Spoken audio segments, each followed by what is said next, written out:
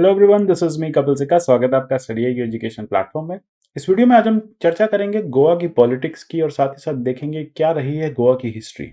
हाल ही में आपने देखा गोवा में इलेक्शंस हैं, इसको लेके पीएम मोदी काफी क्रिटिकल हो चुके हैं। उन्होंने एक जगह नेहरू की गलती फिर से बताई और कहा कि गोवा के जो फ्रीडम फाइटर्स उनको नेहरू ने मरने के लिए छोड़ दिया था। साथ ही साथ जो गोवा का लिबरेशन था जो 1955 में मिल सकता था वो 1961 में मिला। तो इसमें भी यही कहा जा रहा है कि गलती जो है उस समय के प्राइम मिनिस्टर की थी कि उन्होंने गोवा का लिबरेशन काफी ज्यादा लेट किया। और ये पहली बार ऐसा नहीं हुआ, इससे पहले भी कई बार आपने देखा कि हमारे जो करंट सिटिंग गवर्नमेंट है उसके जो मिनिस्टर्स हैं वो भी इस बात को क्रिटिसाइज करते आए हैं कि अगर पहले ही मिलिट्री ऑपरेशन को लॉन्च कर दिया होता तो गोवा से पोर्तुगीज रूल जो है वो बहुत पहले बाहर चला गया होता। इनफैक्ट पीएम ने तो ये तक कोट किया कि 1955 की जो नेहरू की इंडिपेंडेंस स्पीच थी उसमें कहीं ना कहीं उन्होंने सत्याग्रही को रोका और जो सत्याग्रह आंदोलन था उसको गोवा तक नहीं पहुंचने दिया। साथ ही साथ उस समय उन्होंने रिफ्यूज भी कर दिया आर्मी को कि वो गोवा को जाके लिबरेट करे, जबकि 25 लोग वहां पे मारे जा चुके थे। तो इसी के चलते हुए आपने देखा कि जो पॉलिटिक्स है गोवा की काफी ज्यादा गर्म हो रही है। कहीं ना कहीं यहाँ पे काफ़ी ज़्यादा जो है एक्विजिशंस लग रहे हैं, काउंटर एक्विजिशंस है, देन एक्विजिशंस है। तो ऐसे में ये जो लगभग डिकेड पुरानी जो डिबेट है जिसे पीएम ने फिर से रेकअप कर दिया है, तो जानते हैं एग्जैक्टली कि ऐसा क्या था उस समय की जिसकी वजह से हमने या फिर उस समय के प्राइम मिनिस्टर ने इसको डिले किया, और क्या वाकई में 1955 में गोवा को आज़ादी मिलने वाली थी, अगर मिलती तो किस प्रकार से मिलती। मेरे हर वीडियो के पीडीएफ मेरे टेलीग्राम चैनल से आप डाउनलोड कर सकते हैं। मुझे आप @कपिल सिक्का ट्विटर हैंडल पर फॉलो कर सकते हैं। ये आप देख रहे हैं कि जो कि पोर्तुगीज का इंडियन सेटलमेंट्स थे, जिसमें आपको मछलीपट्टनम दिखेगा, पुलिकट दिखेगा, और सबसे बड़ी उनकी जो यहाँ पे कॉलोनी थी वो थी गोवा, और सबसे लेट तक ये रही। इनफैक्ट जो दादर नगर हवेली है वो पहले ही आज़ाद हो गई थी, दमन गोवा के आसपास ही आज़ाद हुआ था। तो कहीं ना कहा जाता है कि दीव और दादर के आज़ाद होने का जो आज़ादी है या दादर के जो आज़ाद होने का रीज़न है उसी की वजह से गोवा भी आज़ाद हुआ। तो जानते हैं एग्जैक्टली गोवा का एक हिस्ट्री क्या रही है। देखिए, गोवा जो है सबसे पहली कॉलोनी बनी थी, पोर्तुगीज कॉलोनी बनी 1510 में, जब एडमिरल अल्फोंसो जो है वो भारत पहुंचे। उन्होंने यहाँ पे बीजापुर के सुल्तान आदिल शाह को हराया। अगले 4 साढ़े 4 सेंचुरी तक एशिया की सबसे लंबी कॉलोनियल इनकाउंटर जो है वो गोवा में होते रहे। गोवा ने अपने आप को कहीं ना कहीं इस तरह के क्रॉस रोड्स पे पाया कि वो एक तरफ रीजनल पावर से लड़ रही है, साथ ही साथ ग्लोबल पावर से लड़ रही है। और यही एक रीजन है कि आपको जो गोवा की आइडेंटिटी है वो काफ़ी ज़्यादा जर्मिनेटेड इसी फैक्टर में मिलेगी कि गोवा में काफ़ी ज़्यादा कॉन्फ्लुएंस हुआ पोर्तुगीज कल्चर का, इंडियन कल्चर का, महाराष्ट्रन कल्चर का। आपको वहाँ पे काफ़ी ज़्यादा जो है वो एक जर्मिनेशन दिखेगा, और उससे जो कल्चर है वो काफ़ी आपको मिला जुला मिलेगा। बात करते हैं 20th सेंचुरी की। 20th सेंचुरी में एक नेशनलिस्ट मूवमेंट जो है वो पूरे भारत भर में चल रहा था। तो ऐसे में गोवा कैसे पीछे रह जाता। गोवा ने भी कॉलोनियल रूल के अगेंस्ट आवाज़ उठानी शुरू करी। यहाँ पे जो पोर्तुगीज कॉलोनियल रूल के अगेंस्ट आवाज़ थी वो इन सिंक थी एंटी ब्रिटिश नेशनलिस्ट मूवमेंट से। इनफैक्ट जो बड़े बड़े स्टालवर्ड्स हैं उस समय, कुन्हा करके, जिनको आप फादर ऑफ गोवा नेशनलिज्म भी कहते हैं, उन्होंने गोवा नेशनल कांग्रेस को फाउंड किया, और वो कलकत्ता के जो सेशन था इंडियन नेशनल कांग्रेस के उसके साथ ही वो बैठते थे, और वहीं से 1928 में गोवा नेशनल कांग्रेस का फॉर्मेशन हुआ। इनफैक्ट 46 में राम मनोहर लोहिया जो कि एक सोशलिस्ट लीडर थे, उन्होंने एक हिस्टोरिक रैली भी करी। उन्होंने कहा कि गोवा में सिविल लिबर्टीज काफ़ी नेसेसरी हैं, और इवेंचुअली जब तक गोवा लिबरेट नहीं होगा उसका प्रॉपर इंटीग्रेशन भारत के साथ नहीं हो पाएगा। और यहीं से जो गोवा की आज़ादी का मूवमेंट है वो काफ़ी ज़्यादा स्ट्रिंजेंट हुआ।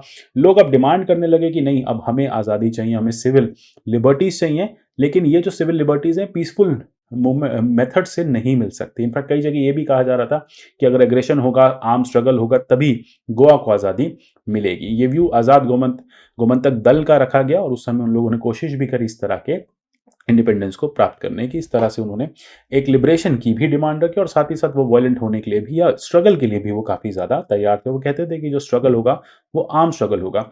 जैसे जैसे भारत आज़ादी की तरफ बढ़ता गया, 15 अगस्त 1947 आई, गोवा को एक होप मिली कि हाँ अब हमारी बारी है। लेकिन वो जो चीज़ें हैं वो 54 तक आपको बहुत ज़्यादा वीक होती दिखी, क्योंकि 54 में जब दीव या दमन का हम कहें कि वहाँ पे जब उनका लिबरेशन हुआ, तो फिर उसके बाद लगा कि नहीं, गोवा पीछे क्यों रह गया। बहुत सारे ऐसे फैक्टर्स थे जिसने गोवा के इस लिबरेशन को कॉम्प्लेक्स कर दिया। तो भारत सरकार ऑलरेडी पाकिस्तान के ट्रॉमा से काफ़ी ज़्यादा, जो पाकिस्तान से माइग्रेशन हुआ उसको लेके काफ़ी ज़्यादा दुखी थी, काफ़ी मैसिव रप्चर वहाँ पे हुआ था। तो भारत सरकार ऐसा कोई भी अब नया सिनेरियो ओपन नहीं करना चाहती थी जिसमें एक मास माइग्रेशन लोगों का देखा जाए। तो भारत चाहता था कि इस मैटर को इंटरनेशनली जो है हम इसको सॉल्व करें। इनफैक्ट गांधी का ओपिनियन यही था कि गोवा के लोगों में पहले कॉन्शियस लेके आओ। आपने देखा होगा जिस तरह से दमन के लोगों में अगर हम बात करें, एक कॉन्शियस, या दीव के लोगों में कॉन्शियस की बात करें, इनफैक्ट दादर सबसे पहले गया तो दादर के लोगों में कॉन्शियस, दादर नगर हवेली के लोगों में कॉन्शियस आ गई थी। उन्होंने तो एक अपनी पंचायत फॉर्म कर ली थी और उन्होंने लिबरेशन के लिए हामी भर दी थी। इनफैक्ट वो लोग तो अब अपनी सेल्फ गवर्नेंस के मॉडल पे चल चुके थे। तो यहाँ पे दादर एंड नगर हवेली का जो एक एक जो मॉडल था वो गांधी चाहते थे कि वो गोवा पे भी इंप्लीमेंट हो। वहाँ पे एक लोगों का कॉन्शियस रहे। जब तक लोग खुद से नहीं चाहेंगे, जब तक खुद से आवाज़ नहीं उठाएंगे, या फिर जब तक ये जो पॉलिटिकल वॉइसेस हैं यूनाइट नहीं होंगी, तब तक गोवा को आज़ादी नहीं मिलेगी। दूसरी एक बड़ी बात थी कि प्रोटेस्ट किस तरह से करें। क्या प्रोटेस्ट बहुत वायलेंट होनी चाहिए, आर्म स्ट्रगल होना चाहिए, या प्रोटेस्ट पीसफुल होना चाहिए। प्रोटेस्ट को लेके भी बड़ी डायकॉटमीज थी, क्या सत्याग्रह चलना चाहिए या फिर टोटलियन रिजीम के अगेंस्ट हमें यहाँ पे वायलेंस लानी चाहिए। तो इसको लेके भी काफ़ी ज़्यादा लोगों के बीच में कन्फ्यूजन था। लेकिन हाँ, जैसे ही 54 में दादर नगर हवेली को एक फाइनल जो है अचीवमेंट प्राप्त हुआ, इंडिपेंडेंस प्राप्त हुई, तब से गोवा के लोगों का काफ़ी ज़्यादा जो झुकाव है वो बढ़ गया इस बात को लेके कि नहीं, हमें भी इंस्टेंट लिबरेशन चाहिए। इनफैक्ट ये तक कहा जाता है कि दादर एंड नगर हवेली में भारत सरकार ने काफ़ी ज़्यादा हेल्प करी लोगों में कॉन्शियस जगाने की, और जिससे लोग रिटेलिएट कर पाए। पोर्तुगीज ने दादर नगर हवेली को लिबरेट कर दिया। अब बारी आती है गोवा की। गोवा को लेके यहाँ पे बहुत ज़्यादा मतभेद थे। अब नेहरू पे जैसे बात उठाई गई है, फिर से वापस घूम के नेहरू जी पे आते हैं कि क्या था एग्जैक्टली उस समय का उनका एक, हम कह सकते हैं, क्या चीज़ उनको रोक रही थी इस तरह के लिबरेशन को लाने में। अगर आप 1955 की बात करें तो एक सत्याग्रह को वहाँ लॉन्च कर दिया गया था कम्युनिस्ट और सोशलिस्ट फोर्सेस द्वारा। अब नेहरू ने वहाँ पे, आपने देखा नेहरू जी ने इकोनॉमिक ब्लॉकेड्स भी इनफैक्ट लगा दी थी, क्योंकि वहाँ पे एक सत्याग्रही के चलते एक ओपन फायरिंग हो गई, मतलब सत्याग्रह मूवमेंट के चलते ओपन फायरिंग हो गई और 20 सत्याग्रही जो है वो मारे गए थे। तो इसको लेके इकोनॉमिक ब्लॉकेड्स हुई। नेहरू जी इससे आगे नहीं बढ़ना चाहते, तो उनको लगता था इकोनॉमिक ब्लॉकेड से ही पोर्तुगीज समझ जाएगा। उनको ये भी लगा कि जो गोवा का पॉपुलर मूवमेंट है वो वर्ल्ड पे प्रेशर डालेगा और गोवन अथॉरिटीज को लिबरेट करने पे मजबूर करेगा। कहीं ना कहीं जो पोर्तुगीज गवर्नमेंट बैठी हुई है पोर्तुगीज यूरोप में, उन पे इंटरनेशनल प्रेशर बनाया जाएगा और यहाँ से एक जो आज़ादी है वो अपने आप मिल जाएगी। इनफैक्ट 57 तक वेट किया गया, कुछ खास नहीं हुआ। तो इसलिए एक लेटर लिखा गया विनोबा भावे को, जिसमें नेहरू जी ने पहली बार लिखा कि हमें लग रहा है कि कोई ना कोई मिलिट्री एक्शन की जरूरत है, हमें एक मिलिट्री एक्शन लेना पड़ेगा। अब अल्टीमेटली इसके बाद भी जो पोर्तुगीज गवर्नमेंट है वो समझने को तैयार नहीं थी। इनफैक्ट गोवा का जो क्वेश्चन है वो तब और ज़्यादा पेचीदा हो गया जब पोर्तुगीज गवर्नमेंट ने यूनाइटेड नेशन रेजोल्यूशन को दरकिनार कर दिया। उन्होंने उस पर कोई भी रिस्पॉन्स नहीं किया। इनफैक्ट वहां पे उनको कहा गया था कि आप एशिया और अफ्रीका की अपनी कॉलोनीज को लिबरेट कर दीजिए। 1960 दिसंबर में उन्होंने इस बात का कोई जवाब नहीं दिया। मतलब ये माना जा रहा था कि पोर्तुगीज बिल्कुल भी इंटरेस्टेड नहीं है गोवा को छोड़ने के लिए। इसलिए लगभग उसके ठीक एक साल के बाद 1961 में पोर्तुगीज सोल्जर्स और गोवन विलेजर्स के बीच में फिर एक स्कर्मिश हुआ जिसमें फायरिंग हुई और अब भारत को मजबूरन कूदना पड़ा। अब यहाँ पे भारत जो है वो कूदा, भारत की जो मिलिट्री एक्शन है वो किया गया। इनफैक्ट अमेरिकन प्रेसिडेंट की हम बात करें, जॉन एफ कैनेडी की, British prime minister Harold Macmillan की और ह्यू थांट, उन लोगों ने तो कहा था भारत से कि आप इस एक्शन को पोस्टपोन कर दीजिए, हम इसको इंटरनेशनली मैटर को उठाएंगे, सॉल्व करेंगे। लेकिन नेहरू ने कहा अब नहीं, अब बहुत हो गया है। 6 साल से हम इन लोगों को देख रहे हैं, हमने इनसे कई बार रिक्वेस्ट की है, हमने इन पर बहुत इंटरनेशनल प्रेशर बनाया है, लेकिन अब ये जो मैटर है ये वायलेंट होके ही रहेगा और गन्स के थ्रू ही रिजॉल्व होगा। और अल्टीमेटली ये हुआ कि दोनों के बीच में एक स्कर्मिश हुआ जिसमें इंडियन आर्मी को गोवा के उस एरिया में घुसना पड़ा और अल्टीमेटली गोवा के जो गवर्नर जनरल थे वसालो ए सिल्वा, उनको फाइनली सरेंडर जो है वो साइन करना पड़ा। एक अनकंडीशनल सरेंडर साइन हुआ और फाइनली उनको वापस जाना पड़ा, स्टेप बैक करना पड़ा। अब जैसे कि सवाल उठाया गया फिर से इस हिस्ट्री को देखते हुए कि क्या था ऐसा नेहरू का डायलेमा जिसने 6 साल लगा दिए इस एक्शन में। ये एक्शन 1955 में क्यों नहीं लिया गया, क्यों इतना लंबे समय वेट किया गया कि शायद गोवा से पोर्तुगीज खुद चले जाएं। ऐसा क्यों लगता था नेहरू को कि नहीं, गोवा जो है वो खुद से लिबरेशन ले लेगा या लोगों के कॉन्शियसनेस से लिबरेशन आ जाएगी। तो इसलिए कहा जाता है कि इंडिया का जो एक इंटरनेशनल क्लाउड बन रहा था ना, जिसमें इंडिया एक नॉन अलाइंड मूवमेंट की तरफ बढ़ रहा था, तो उसमें कहीं ना कहीं भारत सरकार को ऐसा लग रहा था या फिर Nehru as an internationalist personality को ऐसा लग रहा था कि गोवा जो है या पोर्तुगीज जो है वो गोवा को खुद छोड़ के चला जाएगा। इनफैक्ट 1951 में तो गोवा का जो क्लेम था वो थोड़ा सा वीक भी हुआ। जहां पे वो कॉलोनियल पोजेशन में था वहां पे पोर्तुगीज ने उसको ओवरसीज प्रोविंस बना दिया। इनफैक्ट इशू यहाँ पे हुआ जब गोवा को वो नाटो का मेंबर बनाने की, अलाय बनाने की कोशिश कर रहे थे। इनफैक्ट वहाँ पे आपने देखा कि नाटो ने उस बात को एक्सेप्ट नहीं किया क्योंकि Goa as a independent nation उस समय नहीं था। अब नेहरू को लगा कि ये एक बहुत अच्छी अपॉर्च्युनिटी है, इसे बायलैटरली हम रिज़ॉल्व करते हैं, डिप्लोमैटिक मेजर यहाँ पे लेके आते हैं और पीसफुल ट्रांसफ़र हम यहाँ पे करते हैं क्योंकि हम पाकिस्तान जैसा कोई भी सिनेरियो रिपीट नहीं करना चाहते।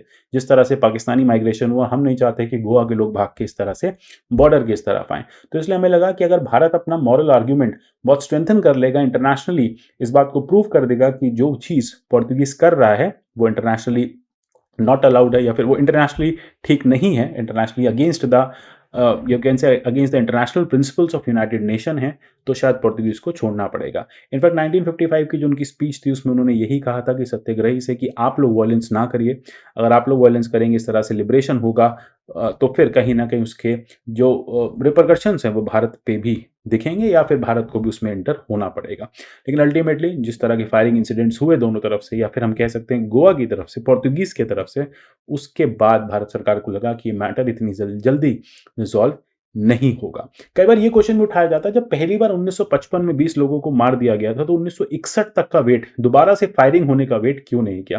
तो ये कहा जाता है कि इंडिया उस समय एक इंटरनेशनल, इंडिया की जो फॉरेन पॉलिसी है वो एक इंटरनेशनल शेप ले रही थी, नाम यहाँ पे डेवलप हो रहा था। कहीं न कहीं हम डीकोलोनाइज़ेशन की तरफ बढ़ रहे थे, एंटी इंपीरियलिज़्म सेंटिमेंट्स आ गए थे। अफ्रीका से बहुत सारी जो कॉलोनाइज़र्स थे उनको जाने को कह दिया गया था। तो इसलिए शायद नेहरू को लगा कि शायद अब जो गोवा है या फिर जो पोर्तुगीज़ है वो गोवा से खुद चला जाएगा।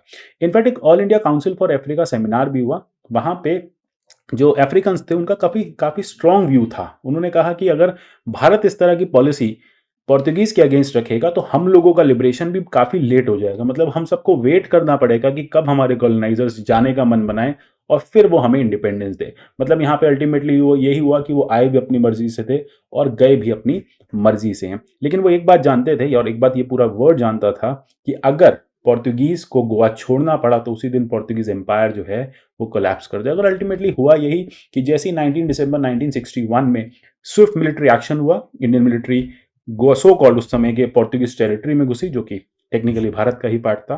तो उस समय वहाँ घुसी, उन्होंने एक लिबरेशन मूवमेंट किया, गोवा ने पोर्तुगीज ने सरेंडर किया और गोवा को हैंड ओवर कर दिया इंडिया को। और वही लास्ट डे था पोर्तुगीज एम्पायर का भी और वहीं से पोर्तुगीज का आप कह सकते हैं डिक्लाइन या फिर पोर्तुगीज एम्पायर का अंत हुआ और साथ ही साथ हमारा जो गोवा था वो लिबरेट हुआ और भारत के साथ फुल्ली इंटीग्रेट हुआ। आशा करता हूँ मैटर समझ में आ गया होगा। कई बार चीज़ें पॉलिटिकल हो जाती हैं लेकिन उसके पीछे की कुछ इंटरनेशनल रिपरकशंस होते हैं, कुछ इंटरनेशनल ऑब्जर्वेशंस होती हैं और कहीं न कहीं कुछ ऐसी बातें होती हैं चीज़ें जो सरकारें बहुत फ्रीली नहीं कर पाती। तो कहा जाता है कि इसी तरह से नेहरू सरकार उस समय इतना वाइड या फिर कह सकते हैं इस तरह के डिसीजंस नहीं ले पाई होगी। बाकी आप क्या सोचते हैं इसके बारे में ज़रूर कमेंट सेक्शन में बताइए।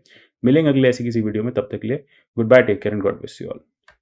आपकी प्रीलिम्स की जो प्रिपरेशन है वो बहुत टाइम बाउंड मैनर में यहाँ पे हो सकती है। आपको क्या करना है उसके लिए टारगेट प्रीलिम्स 2022 को ज्वाइन करना है। जैसा कि आपने देखा है हमने फाउंडेशन के साथ क्लब किया हुआ है। अगर आपने पीछे कहीं फाउंडेशन कहीं और किया था और वो बहुत सेटिस्फाइंग नहीं था तो इसको आप ज्वाइन कीजिए। यहाँ पे फाउंडेशन और प्रीलिम्स स्पेसिफिक कोर्स आपको दोनों साथ में मिलेंगे।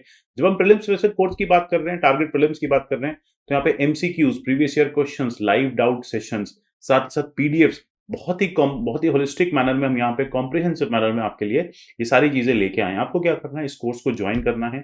आपको ऑनलाइन studyIQ.com पे जाना है या ऐप के थ्रू आप इसे एक्सेस कर सकते हैं। एक्सेस करने के बाद ये कोर्स जो है वो लाइव हो जाएगा आपके प्लेटफॉर्म पे। आप क्लासेस को जितनी भी बार देख सकते हैं और अपने प्रिपरेशन को बहुत बेटर कर सकते हैं। अगर आप वाकई में मेंस 2022 लिखना चाहते हैं तो ये कोर्स आपके लिए एक वन स्टॉप सोल्यूशन है। तो जरूर ज्वाइन कीजिए इस कोर्स को। इस माध्यम से आप इसको ज्वाइन कर सकते हैं और साथ ही साथ मिलते हैं कोर्स में। तब तक के लिए goodbye, take care and God bless you all.